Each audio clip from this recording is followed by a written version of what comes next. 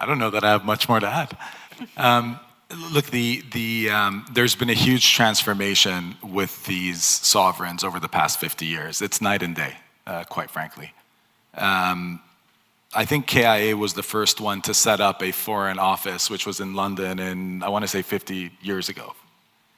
And even till today, they are one of the foremost active LPs, at least that we see from the region.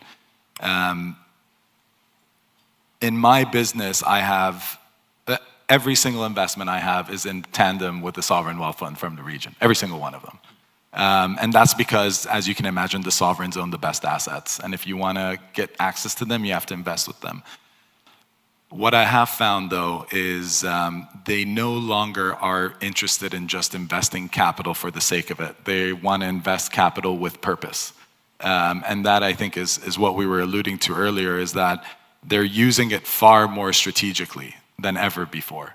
If you want them in your fund, you should expect that you're going to get asked that you give up a part of the GP.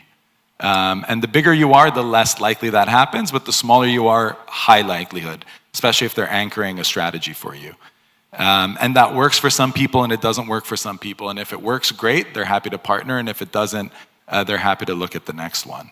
And I think the other thing, and someone said this earlier in one of the panels, there will be a splurge of investment announcements coming out in our part of the world. There will be a huge focus on it, but make no mistake. I think you were mentioning diversification and how people look at risk.